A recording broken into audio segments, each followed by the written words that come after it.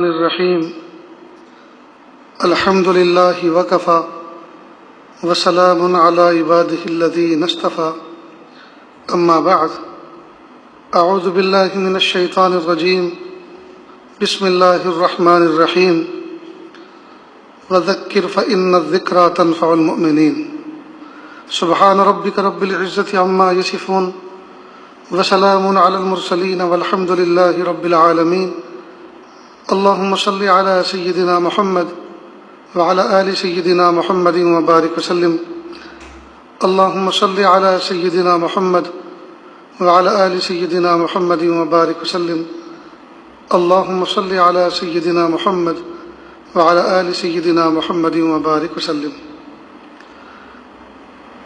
رمضان مبارک مہینے کی 3 تاریخ ہے، سن 1441 ہجری ہے۔ ماہ اپریل کی 7 تاریخ ہے، 27 تاریخ ہے اور سن 2020 ہے۔ لاک ڈاؤن کا زمانہ ہے اور کرونا وائرس کی وبا پوری دنیا میں پھیلی ہوئی ہے۔ اللہ تعالیٰ سے دعا ہے کہ اللہ رب العزت اہل ایمان کی حفاظت فرمائے، پوری انسانیت کی حفاظت فرمائے اور انسانوں کو اس بیماری کو دیکھتے ہوئے اللہ کی قدرت کو پہچاننے کی توفیق عطا فرمائے۔ اسلام کی بنیاد 5 چیزوں پر ہے، یعنی اسلام 5 شعبوں سے متعلق ہے، اور ان شعبوں میں اگر جس اعتبار سے بھی کمی ہوگی اسی اعتبار سے انسان نقصان اٹھائے گا، دنیا میں بھی اور آخرت میں بھی۔ ایک ہے عقائد، دوسرا عبادات، تیسرا ہے معاملات، چوتھا ہے معاشرت، 5واں ہے اخلاق۔ یہ 5 شعبے ہیں۔ ہم نے اکثر و بیشتر بس نماز پڑھنے کو دین سمجھ رکھا ہے، اسلام سمجھ رکھا ہے، زکوٰۃ دینے اور حج عمرہ کرنے کو دین سمجھ رکھا ہے۔ نہیں، صرف اتنا نہیں، یہ تو ہے ہی دین، لیکن یہ دین کا جز ہے، کل نہیں ہے۔ کلی اعتبار سے اسلام کو 5 شعبوں میں تقسیم کیا جاتا ہے: عقائد، عبادات، معاملات، معاشرت اور اخلاق۔ گزشتہ کل سے آداب معاشرت پر بات چل رہی ہے کہ ہم آپس میں رہن سہن کس طرح کا اپنائیں۔ یاد رکھیں، اللہ کے محبوب صلی اللہ علیہ وسلم فرمایا مومن کو تکلیف پہنچانا حرام ہے۔ تو تکلیف پہنچانے کا مطلب صرف یہی نہیں ہے کہ ہم کسی کو تماچا نہ ماریں، ہم کسی کو گالی نہ دیں۔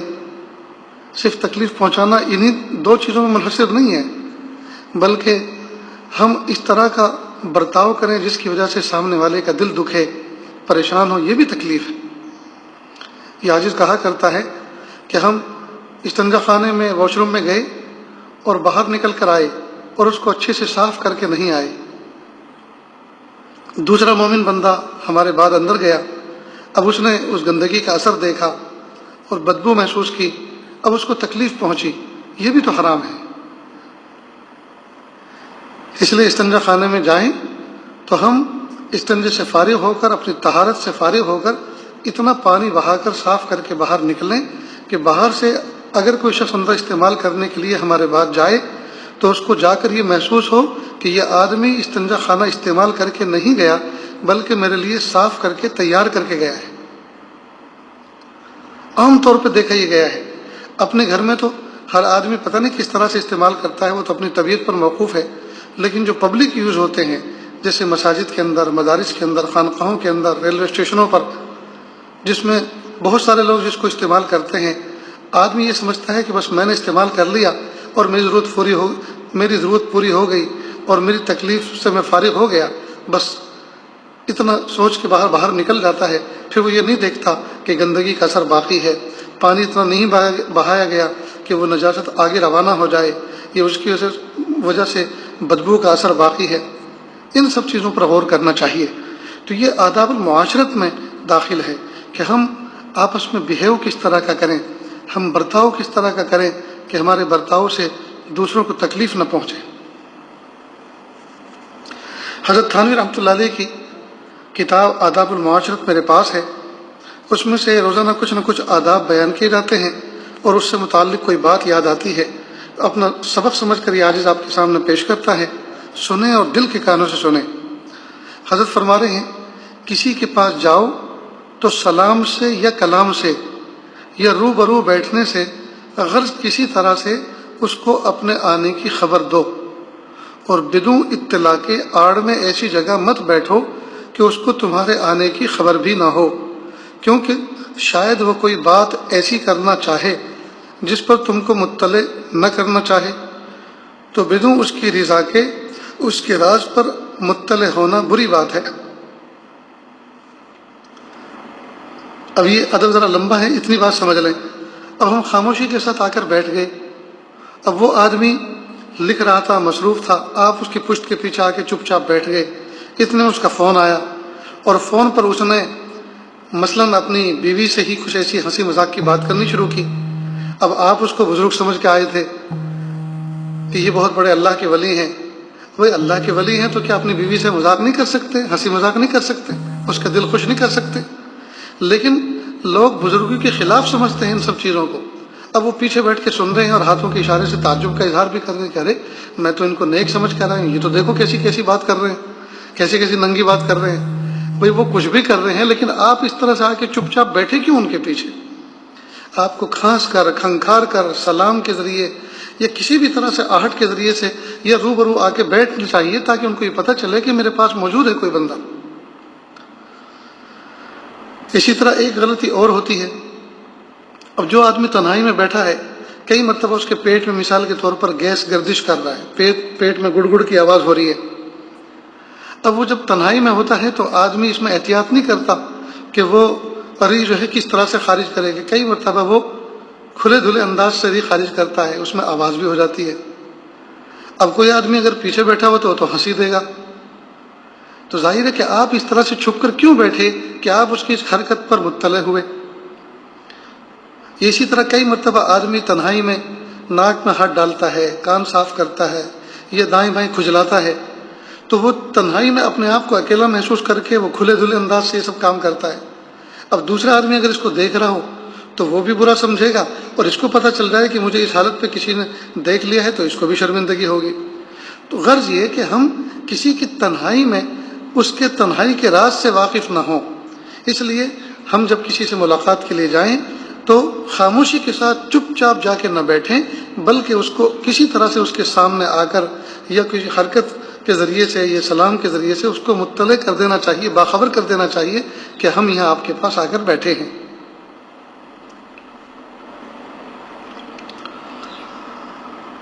بلکہ پھر آگے حضرت فرما رہے ہیں بلکہ اگر کسی بات کے وقت یہ احتمال ہو کہ بے خبری کے گمان میں وہ بات ہو رہی ہے، مثال کے طور پر آپ کسی کے پیچھے چپ چاپ جا کر بیٹھ گئے، وہ آدمی مطالعہ کر رہا تھا، اسی دوران ان کا فون آیا اور اس نے فون پر بات کرنی شروع کی، اور بات کچھ ایسی راز کی تھی کہ وہ اگر اس کو یہ پتہ چل جائے کہ آپ بھی سن رہے ہیں تو اس کو تکلیف ہوگی، تو آپ فوراً اٹھ کے وہاں سے چلے جائیں۔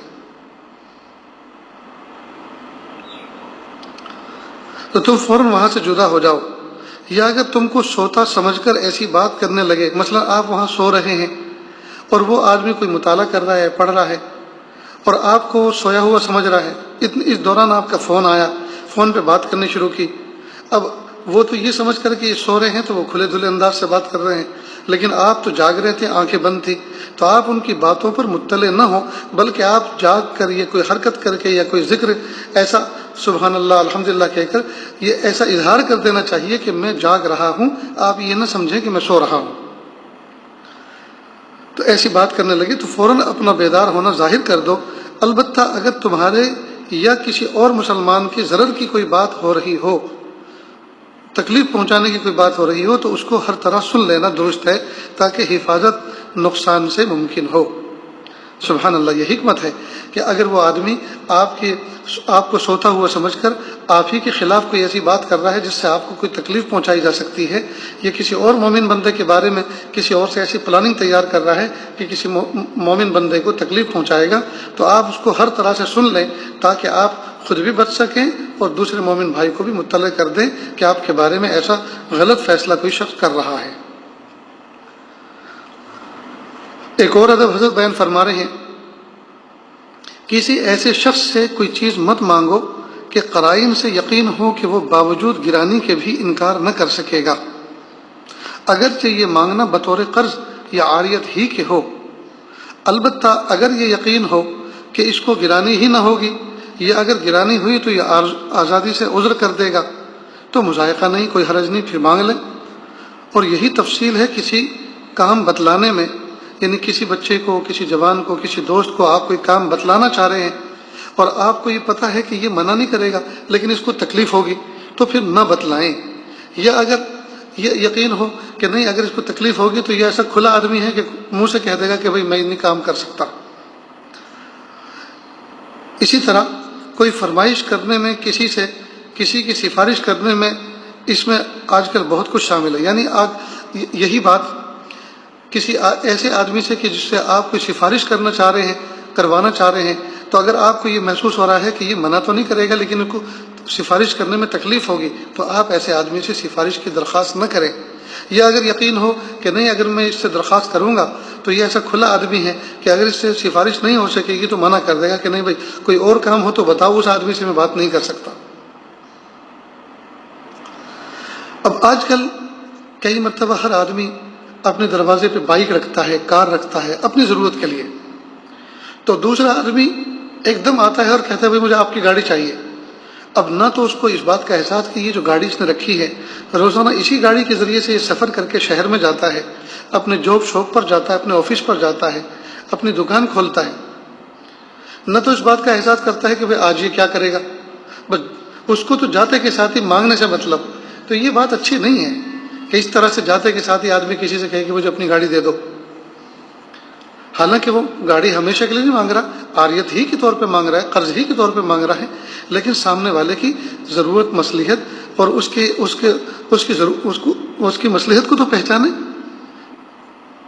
اس سے جا کے یہ کہے کہ دیکھو مجھے ایک سفر درپیش ہے اور آپ کے پاس گاڑی ہے لیکن آپ آفس پہ جاتے ہیں، تو اگر آپ اس کے بغیر آپ کا کام چل سکتا ہو، یا یہ کہ آپ کوئی ایسا وقت بتائیے جس دن آپ کی چھٹی ہو، اس دن آپ کی گاڑی فارغ ہو، تو مجھے ایک کام سے جانا تھا، اور بس اس کا خیال رکھیں کہ آپ کو تکلیف نہیں ہونی چاہیے۔ اب سامنے والا بندہ اگر کھلے دھلے انداز سے منع کر دے، عذر کر دے، ایسے آدمی سے کہنا جائز ہے، لیکن آپ کو محسوس ہے کہ یہ آدمی اتنا بھولا بھالا ہے تو منع کرے گا ہی نہیں، تو ظاہری بات بھولا بھالا تو ہے، منع تو نہیں کرے گا لیکن دل میں تکلیف تو محسوس کرے گا۔ اب کسی مومن کو تکلیف پہنچا کر آپ اس کی گاڑی سے فائدہ اٹھا رہے ہیں تو یہ جائز نہیں ہے اور یہ بالکل مناسب نہیں۔ ایک اور ادب حضرت فرما رہے ہیں، اگر کسی بزرگ کا جوتا اٹھانا چاہو تو جس وقت وہ پاؤں سے نکال رہے ہوں اس وقت ہاتھ میں مت لو، اس سے بعض اوقات دوسرا آدمی گر پڑتا ہے۔ آج کل بزرگان دین سے محبت میں لوگ یہ کام بھی کرتے ہیں کہ جب وہ مسجد میں داخل ہو رہے ہیں یا کسی جلسہ گاہ میں پہنچ رہے ہیں یا ہمارے کسی ہال میں، کسی مکان میں داخل ہو رہے ہیں، تو کئی لوگ جو ہیں کوشش کرتے ہیں کہ جوتا ہم ہاتھوں سے اٹھا لیں حضرت کا۔ اب وہ کئی مرتبہ جوتا ہاتھوں سے ان کو اٹھانے کی یہ تمنا تو بہت اچھی ہوتی ہے، لیکن ابھی تو انہوں نے نکالا بھی نہیں ہے اور وہ پیر میں سے ہاتھ میں لینے کی کوشش کرتے ہیں، تو ظاہر ہے کہ اس میں آدمی لڑکھڑا جائے گا، بیلنس گنوا بیٹھے گا، گر جائے گا، تو ان کو نکالنے دو، جب نکل جائے تو اب آپ اٹھا لو۔ اب کئی مرتبہ لوگ جوتا اٹھانے کا بھی سلیقہ نہیں جانتے، دونوں جوتوں کو ایک ہاتھ میں، بائیں ہاتھ میں اٹھانا چاہیے، لیکن جوتوں کو اس طرح اٹھانا چاہیے کہ دونوں کے تلے ایک دوسرے سے ملے ہوئے ہوں، جو زمین پہ لگنے والا حصہ ہوتا ہے دونوں جوتوں کا دائیں بائیں آپس میں ملا کے رکھنا چاہیے۔ کئی مرتبہ دونوں جوتوں میں انگلیاں دے دیتے ہیں اور وہ جوتے ایسے لے کے مسجد میں بھی جاتے ہیں، حالانکہ ان کا تلا جو ہے وہ نیچے کی طرف کو جھکا ہوا ہے، اس میں کوئی ذرات بھی گر سکتے ہیں۔ تو کوشش یہ ہونی چاہیے، اس کا ادب یہ ہے، طریقہ یہ ہے کہ دونوں جوتوں کو جھاڑ لے اور جھاڑنے کے بعد دونوں جوتوں کے تلووں کو ملا لے، دائیں کو بائیں کے ساتھ اور بائیں کو دائیں کے ساتھ، دونوں کے تلے ایک دوسرے سے ملے ہوئے ہوں، اس کے بعد ایک ہاتھ میں پکڑ کے لے کے جائے۔ نیز کئی مرتبہ کوئی بزرگ مسجد میں داخل ہو رہے ہیں، ہم نے ان کے جوتے اٹھا کے رکھ دیے، لیکن اٹھا کے ایسی جگہ رکھ دیتے ہیں اور پھر ایسی جگہ چھپ جاتے ہیں کہ نہ تو وہ جوتے کسی کو ملتے ہیں اور نہ رکھنے والا کسی کو ملتا ہے، اور نہ اس کو یہ احساس ہوتا ہے کہ میں نے رکھے ہیں۔ وہ غافل ہوتا ہے، اپنے کام میں مشغول ہوتا ہے یا لمبی نفل کی نیت باندھے ہوئے ہوتا ہے۔ یہ مناسب نہیں ہے۔ جب آپ نے جوتے اٹھائے ہیں ان کو راحت پہنچانے کے لیے ادب و احترام میں، تو جب وہ نکلیں تو ان کے مسجد میں نکلنے سے باہر یا گھر کے نکلنے سے باہر پہلے ان کے جوتے سامنے موجود ہونے چاہیے۔ نیز جو خادم ہوتے ہیں ان کو چاہیے کہ وہ پلاسٹک کی کوئی تھیلی ساتھ میں جیب میں رکھیں، اور جب جوتے اٹھانے ہوں تو جوتوں کو جھاڑ کر اور ان کے تلووں کو آپس میں ملا کر ان کو اس تھیلی کے اندر محفوظ کر کے تھیلی میں لپیٹ لے، تاکہ مسجد میں کسی بھی کونے میں اگر کہیں رکھنی ہو تو ادب کا بھی خیال رہے اور جوتے بھی محفوظ رہیں۔ یہ طریقہ بہت مناسب ہے۔ حرم شریف میں بھی جاتے ہیں لوگ جوتے لے کر، تو کئی مرتبہ کوئی ہاتھ میں تھیلی نہیں ہوتی، اب حرم کی زمین پہ وہ کہیں بھی ٹکا دیتے ہیں، رکھ دیتے ہیں، تو بہت ہی غیرت کی بات ہے۔ اس لیے کوئی تھیلی اور پلاسٹک کی تھیلی یا کپڑے کی تھیلی ایسی پاس میں ہونی چاہیے کہ جوتا اس میں محفوظ ہو۔ اب اس تھیلی کو کہیں بھی رکھیں گے تو وہ حرم کے احترام کے خلاف نہیں ہوگا۔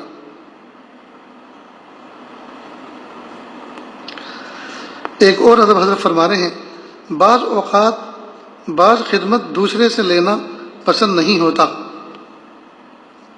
بعض اوقات بعض خدمت دوسرے سے لینا پسند نہیں ہوتا، سو ایسی خدمت پر اصرار نہ کرنا چاہیے کہ خود مخدوم کو تکلیف ہوتی ہے، اور یہ بات اس مخدوم کی صریح ممانعت یا قرائن سے معلوم ہوتی ہے۔ مثلا ایک اللہ کے نیک بندے ہیں، اب وہ غسل خانے سے غسل کر کے نکلے، کپڑے بدل کر نکلے، لنگی پہن کر بنیان میں نکلے، جو کپڑے اتارے تھے لٹکائے تھے اندر وہ لے کر آئے۔ اب ظاہر ہے کہ وہ اب کپڑوں کو سب سے پہلے وہ اپنی جیب خالی کریں گے۔ اب آپ جو ہے آگے نہ بڑھیں، اس لیے کہ ہر آدمی اپنی جیب میں کیا راز ہے، کتنے پیسے ہیں، کیا چیز ہے، ہر آدمی راز رکھنا چاہتا ہے، اس کو وہ مطلع کرنا نہیں چاہتا۔ تو جب آپ ان کی جیب تبدیل کریں گے تو ان کو ذرا شرم آئے گی، حجاب آئے گا، غیرت سی آئے گی۔ اس لیے آپ چاہیں تو ان کے پاجامے کو طے کر دیں اور کہیں کہ حضرت کرتے کی جیب آپ خالی کر لیجیے، پھر میں کرتے کو طے کر دیتا ہوں، تو یہ اچھی بات ہے۔ نہ یہ کہ ہم جو ہے ان کی جیب پہ بھی مطلع ہوں۔ اور کئی مرتبہ پاجامے کے اندر جو چھوٹا کپڑا پہنا جاتا ہے تو وہ چونکہ شرم اور حیا سے متعلق ہے، تو کئی مرتبہ آدمی اس کی بھی طے کرنا چاہتا ہے، تو سامنے والے کو بڑی غیرت آتی ہے۔ لہٰذا اب یہ کوئی اتنا بڑا کام نہیں ہے کہ بزرگ اگر اپنے کپڑوں کی طے کریں گے تو ان کے ہاتھ دکھنے لگیں گے یا ان کی کمر ٹوٹ جائے گی، تو اتنا کام تو ان کو خود کر لینے دینا چاہیے۔ ہاں مروتاً اتنا کہہ دیں حضرت لائیے میں طے کر دیتا ہوں، تو ظاہر ہے کہ جب ان کے راز ہوں گے، جیب میں کچھ رکھا ہوا ہوگا اور پاجامے کے اندر چھوٹا سا کپڑا بھی ہوگا تو وہ خود ہی منع کریں گے نہیں میں خود کر لوں گا، تو کرنے دیجیے ان کو، کوئی حرج نہیں، بس آپ نے کہہ کر اپنا حق ادا کر دیا۔ تو بعض خدمتیں ایسی ہوتی ہیں کہ مخدوم ہر ایک سے لینا مناسب نہیں سمجھتا، تو ایسی خدمت لینے پہ اصرار نہ کریں۔ یا اسی طرح مثال کے طور پر سر پہ تیل رکھنا ہے، تو سر پہ تیل لگانے کا طریقہ ہر شخص کو نہیں آتا، یہ بھی اللہ تعالیٰ کی ایک خاص نعمت ہوتی ہے، یہ خدمت بھی ہر ایک بندے کو نہیں آتی۔ اصل میں خدمت کا منشا ہے راحت رسانی، جس خدمت سے راحت نہ پہنچے وہ خدمت نہیں زحمت ہے۔ اس لیے اگر تیل لگانا نہیں آتا تو کسی سے سیکھ لینا چاہیے، بلکہ بچوں کو سکھانا چاہیے کہ بیٹا کہ ابو کے سر پہ تیل اس طرح سے لگایا جاتا ہے، کسی بزرگ کے سر پہ تیل لگانا ہو تو اس کے آداب یہ ہیں، ہتھیلی پہ تھوڑا سا تیل لے لو یا کسی برتن میں لے لو، پھر دائیں انگلی سے چھوٹی انگلی سے پہلے دائیں بھاؤں پہ لگاؤ، پھر بائیں بھاؤں پہ لگاؤ، اس کے بعد پلکوں پہ بھی لگانا سنت ہے۔ لیکن آج کل چونکہ آئل وہ ریفائن کیے ہوئے ہوتے ہیں، اس میں کیمیکل کی بھی آمیزش ہوتی ہے، تو کہیں ایسا نہ ہو کہ پلکوں پہ لگانے کی وجہ سے آنکھوں میں چربراہٹ لگے، اس لیے پھر پلکوں پہ چھوڑ دینا چاہیے۔ اس کے بعد بسم اللہ کر کے سر کے وسط میں لگائیں، تو سنت طریقے کے مطابق تیل لگانا سکھائیں۔ دوسرا یہ کہ تیل لگانے میں کئی مرتبہ بہت سے لوگوں کو تیز تیز لگانا پسند ہوتا ہے، بہت سے لوگوں کو آہستہ، تو تیل لگاتے ہوئے پوچھ لینا چاہیے کہ جس طرح سے میں کر رہا ہوں یہ مناسب ہے یا ذرا تیز تیز کروں، یہ تیز تیز کر رہے ہیں تو کہا کہ یہ مناسب ہے یا اس سے ہلکا کروں، تو جیسا وہ بتائیں اس طرح سے پھر اپنی اسپیڈ بنائیں، اس طرح سے ہاتھ کا زور آزمائیں۔ غرض یہ کہ بہت ساری خدمت ایسی ہیں کہ آدمی کرنا تو چاہتا ہے لیکن اس کا سلیقہ نہ ہونے کی وجہ سے تکلیف دے دیتا ہے۔ یہ اسی طرح سے مثلا پیر دبانے ہیں، بیٹے کو ابا کی پیر دبانے ہیں، بیٹی کو امی کی پیر دبانے ہیں، یہ سر دبانا ہے، تو اس میں بھی اسی کا خیال رکھیں کہ بہت زور سے نہ دبائے، بہت آہستہ نہ دبائے. ایسا نہ ہو کہ آپ اتنی زور زور سے دبائیں کہ پہلا درد ختم ہو جائے اور دوسرا درد شروع ہو جائے، اور اتنی آہستہ سے بھی نہ دبائیں کہ پتہ ہی نہ چلے کہ یہ ہاتھ سے دبایا جا رہا ہے یا دل سے دبایا جا رہا ہے. ایک بزرگ کو کچھ لوگ جو ہے زور زور سے دبا رہے تھے، اور ایک جو ہے اتنی آہستہ سے جسے ہاتھ میں روئی ہو یا روئی کے ہاتھ ہوں، تو بزرگ نے فرمایا سب لوگ تو ہاتھ سے دبا رہے ہیں، یہ جناب دل سے دبا رہے ہیں. اسی طرح ایک بزرگ کو ایک صاحب بہت زور زور سے دبا رہے تھے اور پوچھ بھی رہے تھے کہ حضرت درد ٹھیک ہوا؟ کہ ہاں پہلا تو ٹھیک ہو گیا، اب دوسرا شروع ہو گیا ہے آپ کے دبانے کا. تو ایسا بھی نہ کریں. بہرحال جب کسی کی خدمت کرے تو اس کا ادب، اس کا خیال رکھے کہ ہماری خدمت کرنے سے دوسرے کو راحت پہنچے، تکلیف نہ پہنچے. اسی طرح سے بہت سے لوگ کپڑوں کے اندر نیل استعمال کرتے ہیں، نیل استعمال کرتے ہیں جس کو گجراتی میں گڑی گلی بھی کہتے ہیں، بلو استعمال کرتے ہیں. اب یہ بہت ہلکا سا استعمال کیا جاتا ہے وائٹ کپڑوں کے اندر، تاکہ اس کی خوبصورتی دوبالا ہو جائے، اس کا رنگ اور کھل جائے. اور اس نیل کے لگنے کی وجہ سے جب دھوتے ہیں تو یہ جب نیل نکلتا ہے تو اپنے ساتھ میل کو بھی نکلتا ہے. لیکن بہت سے لوگ تو اتنا نیل ڈالتے ہیں کہ وہ کپڑے سفید کے بجائے نیلے معلوم ہوتے ہیں. تو یہ بھی ٹھیک نہیں، یہ بھی ظلم ہے ایک قسم کا. جب آپ کو نیلا ہی پہننے کا شوق تھا تو پھر سفید سلوائی کیوں؟ آپ نیلا ہی خرید کے پہنتے، اس میں نیل ڈالنے کی زحمت ہی نہ کرنی پڑتی. تو بہت ہلکی سی مقدار میں ڈالا جاتا ہے. تو اب کئی مرتبہ بہت سے لوگ، مثال کے طور پہ میں خود ہلکا سا نیل استعمال کرتا ہوں، لیکن بنیان کے اندر نیل استعمال نہیں کیا جاتا، اس لیے کہ وہ اندر پہنتے ہیں اور بنیان کے اندر پسینہ اور اس کے پسینے کے اندر جو شعر ہوتا ہے، نمکیات ہوتے ہیں، وہ شامل ہوتے ہیں. تو نیل اور میل سب کا سب جمع ہو جاتا ہے، وہ پھر نکلتا نہیں اس میں سے. اس لیے بنیان کے اندر نیل نہیں استعمال کرنا چاہیے. اب کئی مرتبہ آپ نے دیکھا کہ حضرت تو نیل ڈال کے کپڑے استعمال کرتے ہیں، نیل ڈالے ہوئے پہنتے ہیں. تو آپ نے کرتے میں بھی ڈالا، پاجامے میں بھی ڈالا اور بنیان میں بھی ڈال دیا، سب ایک جیسے کر دیے. تو یہ غلط ہے. اس لیے جس کی ہم خدمت کرنا چاہ رہے ہیں اس کی راحت کو قرائن کے ذریعے سے، یہ صراحت کے ذریعے سے پوچھ لینا چاہیے کہ آپ کو کس خدمت سے راحت پہنچتی ہے. ایک اور ادب بیان فرما رہے ہیں کہ کسی کے پاس بیٹھنا ہو تو نہ اس قدر مل کر بیٹھو کہ اس کا دل گھبرائے، اور نہ اس قدر فاصلے سے بیٹھو کہ بات چیت کرنے میں تکلیف ہو. بہت سے لوگ اتنا قریب آ کے بیٹھتے ہیں اور اتنا قریب منہ کر کے بات کرتے ہیں کہ منہ سے گفتگو کرتے ہوئے منہ سے جو بھپکارے نکلتے ہیں وہ ہمارے منہ میں آتے ہیں. اب سامنے والے نے پان کھا رکھا ہے، گٹکا کھا رکھا ہے، اب وہ جب گفتگو کریں گے تو اس کے سارے اثرات محسوس ہوتے ہیں، انتہائی کبیدگی ہوتی ہے. یہ ایذائے مسلم میں داخل ہے. اسی طرح بہت سے اسموکنگ کرتے ہیں، اتنا قریب ہو کر بات کرتے ہیں کہ اسموکنگ کی وجہ سے ان کو سننے والے کو تکلیف ہوتی ہے. تو نہ اتنا قریب بیٹھیں اور نہ اتنا دور ہو کہ سننے میں تکلیف ہو. اسی طرح جب گفتگو کریں تو سلیقے کے ساتھ گفتگو کریں، بالکل بات واضح ہو، ایسا نہ ہو کہ کچھ سمجھ میں آ رہی ہے کچھ نہیں. میں اپنی زندگی کا ایک عجیب واقعہ آپ کو سناتا ہوں. ہے تو ذرا سا ایک عجیب سی بات، لیکن سمجھنے کے لیے ایک بات کہنا ضروری ہے. ایک نوجوان، یہ آج کہیں سفر کر کے گیا تھا، تھکا ہوا بہت تھا. اب ایک نوجوان میرے قریب آیا سرہانے، اور اس نے کہا جی مجھے آپ سے کچھ بات کرنی. میں نے کرو. اب اس نے جو بات کرنی شروع کی، کافی دیر تک اس نے گفتگو کی، لیکن گفتگو کیا کی مجھے کچھ بھی سمجھ میں نہیں آیا. بس اتنا سمجھ میں آیا کہ وہ گفتگو کے درمیان بس من من من من من من من من من من من من من من بس اتنی آواز سمجھ میں آ رہی تھی. میں بڑا حیران کہ یا اللہ یہ کیا بات کر رہا ہے، یہ ہے گفتگو کیا ہے. جب اس نے گفتگو مکمل کر لی، اب میں نے سمجھا کہ یہ اب میرے جواب کا منتظر ہے. تو میں نے بھی اس کی نقل کرنے کے لیے، اصل میں اس کو سمجھانا تھا، میں نے بھی کہا من من من من من من. تو جیسے میں نے یہ حرکت کی تو اس نے کہا اچھا ٹھیک ہے، اور وہ چلا گیا. گویا کہ اس کو بات کا جواب مل گیا. میں آج تک اس معاملے پہ آج تک میں حیران ہوں کہ اس نے کیا کہا اپنے ذام میں، اور میری بات کا اس نے کیا مفہوم مراد لیا. حالانکہ میں نے یہ تو لایانی حرکت اس لیے کی تھی تاکہ وہ مجھے یوں کہے کہ حضرت میں نہیں سمجھا. تو میں بھی تو کہتا کہ میں بھی آپ کی بات کہاں سمجھاؤں. جب آپ میری بات نہیں سمجھے، یا جیسی آپ نے سنی تو ایسی ہی میں نے بھی سنی آپ کی، جیسے آپ نہیں سمجھے میں نے بھی آپ کی بات سن کر نہیں سمجھا. تو آپ کو صاف بات کہنی چاہیے، تو میں تو اس کی فہمائش کرنا چاہ رہا تھا، لیکن وہ تو عجیب بات ہے کہ میری اس بات کو، اس لایانی بات کو بامانہ سمجھ کر پتہ نہیں اس نے اس کو جو ہے اس بات سمجھا یا نفی سمجھا اور چلا گیا۔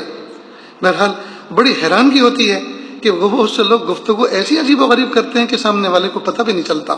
تو بات صاف صاف کھلے منہ سے بات کرنی چاہیے تاکہ سامنے والا سن سکے، اس پہ کوئی رائے قائم کر سکے۔ حضرت تھانوی رحمۃ اللہ ایک ادب اور بیان فرما رہے ہیں، مشغول آدمی کے پاس بیٹھ کر اس کو مت تکو کہ اس سے دل بچتا ہے اور دل پر بوجھ معلوم ہوتا ہے، بلکہ خود اس کی طرف متوجہ ہو کر بھی مت بیٹھو۔ کئی مرتبہ کوئی آدمی لکھ رہا ہے اور مثال کے طور پہ کیلی گرافی کر رہا ہے، خوش نویسی کر رہا ہے، اب آپ اس کو تک رہے ہیں تو اس کو ڈسٹرب ہوتا ہے، مت دیکھو اس کو ڈسٹرب مت کرو۔ اسی طرح سے وہ کوئی ایسی بات ہنسی کی لکھ رہا ہے جس پر آپ کو مطلع کرنا نہیں چاہتا اور آپ اس کا خط پڑھ رہے ہیں، یہ تو امانت میں خیانت ہے، اس کی بات ہرگز نہیں پڑھنی چاہیے۔ بچپن میں فارسی جس زبان میں پڑھ رہے تھے، حکایت لطیف ایک کتاب ہے فارسی میں جس میں لطیفے ہیں، اس میں ایک لطیفہ تھا کہ ایک شخص لکھنے والا خط لکھ رہا تھا اور کوئی پاس میں بیٹھا ہوا شخص اس کے خط کو پڑھ رہا تھا، تو اس نے خط میں لکھا کہ ایک گدھا میرے پاس بیٹھ کر مجھے یہ خط پڑھ رہا ہے۔ تو اس نے کہا مجھے گدھا کیوں لکھا؟ کہا آپ نے پڑھا کیوں؟ آپ نے اس کو پڑھا کیوں؟ خیر اس کا خط تو خراب ہوا ہوگا، یا اس کو پھاڑ کر پھینکنا پڑا ہوگا، یا اس تحریر کو کاٹنا پڑا ہوگا، لیکن اس کی اچھی خاصی صلاح ہو گئی۔ بہرحال کوئی آدمی اگر کوئی خط لکھ رہا ہے تو ہمیں چاہیے کہ ہم اس کو تاک کر نہ دیکھیں۔ اسی طرح سے کوئی ایسا کام کر رہا ہے جس میں دوسرے آدمی کا دیکھنا اس میں خلل واقع کرتا ہو تو اس آدمی کو جو ہے ڈسٹرب ہوتا ہے، لہذا اس کو تاک کر نہیں دیکھنا چاہیے۔ ایک اور ادب ہے جو اس عاجز کو اس سے واسطہ پڑتا رہتا ہے کہ جس وقت بیان کے بعد مصافحہ کرنے کے لیے بیٹھتے ہیں تو ہر آدمی مصافحہ کرنے کے لیے آتا ہے، کئی مرتبہ تو بغل کھجلاتے آتے ہیں۔ اب کتنی گھن ہوتی ہے کہ جو آدمی بغل میں کھجلاتے، اور بغل میں بھی باہر سے نہیں کھجلاتے، اندر ہاتھ ڈال کے کھجلاتے ہیں، اب اسی ہاتھ سے مصافحہ کر رہے ہیں، تو بتائیے ایذاء مسلم ہے کہ نہیں؟ ایک بات۔ دوسری بات، کئی مرتبہ بہت سے لوگوں کے ہاتھ میں پھوڑے پھنسی ہوتے ہیں، اسکین کی بیماری ہوتی ہے، چرم روگ ہوتا ہے، ایسے آدمی کو تو مصافحہ کرنا بھی جائز نہیں، لیکن وہ آدمی سب سے پہلے مصافحہ کرتا ہے، وہ سوچتا ہے ان سے مصافحہ کریں گے تو مجھے شفا ہو جائے۔ ارے تمہیں شفا ہو یا نہ ہو لیکن سامنے والا تو بیمار ہوگا، تمہارا چیپ لگے گا کہ نہیں لگے گا اس کو؟ بہرحال ہماری جس حرکت سے دوسرے کو تکلیف پہنچتی ہو ہمیں ایسی حرکت نہیں کرنی چاہیے۔ تو یہ چند باتیں آداب معاشرے سے متعلق تھی۔ اللہ تعالیٰ سے دعا ہے کہ اللہ تعالیٰ ہماری زندگی کو ایسا بے ضرر بنا دے کہ کسی مومن کو ہمارے قول سے، فعل سے، عمل سے کوئی بھی تکلیف نہ پہنچے۔ اللہ کہنے سننے سے زیادہ عمل کی توفیق عطا فرمائے۔ وآخر دعوانا ان الحمد للہ رب العالمین۔ بسم اللہ الرحمن الرحیم۔ اللہم صلی علی سیدنا محمد وعلی آل سیدنا محمد وبارک وسلم۔ لا احصی ثناء علیک انت کما اثنیت علی نفسک رب اغفر وارحم وانت خیر الراحمین۔ حسبی اللہ لا الہ الا ہو علیہ توکلت وهو رب العرش العظیم۔ پیارے اللہ، ہم ظاہر میں آپ کے بندے اور بندیاں ہیں، حقیقت میں نہایت گندے ہیں۔ اللہ ہمارے دلوں کی گندگی کو دور فرما، ہمیں اپنی بندگی کا سلیقہ عطا فرما، شرمندگی والے کاموں سے ہماری حفاظت فرما، برے دن سے، بری بات سے، بری رات سے، برے انجام سے ہماری حفاظت فرما، سوء خاتمہ سے ہماری حفاظت فرما۔ اللہ جی ہمیں ایسا بنا دیجئے ہم آپ کو پسند آ جائیں۔ اللہ جو آداب بیان کیے گئے میرے پیارے اللہ، ان آداب کے مطابق زندگی گزارنے اور ہمیں با ادب رہنے کی توفیق عطا فرما۔ اللہ ہماری ذات سے، ہمارے قول سے، ہمارے فعل سے، ہمارے عمل سے، ہماری تحریر سے اللہ کوئی بات ایسی سرزد نہ ہو جس سے دوسرے مومن کا دل مشوش ہو، جس سے دوسرے مومن کا دل جو ہے پریشان ہو۔ یا اللہ کوئی ایسی حرکت ہم سے سرزد نہ ہو جس سے دوسرا پریشانی اٹھائے۔ میرے پیارے اللہ ہمیں بے ضرر بن کر زندگی گزارنے کی توفیق عطا فرما۔ اللہ جو مانگا عطا فرما، جو مانگنے سے عطا فرما۔ وصلی اللہ تعالی علی خیر خلقہ محمد و آلہ و اصحابہ اجمعین۔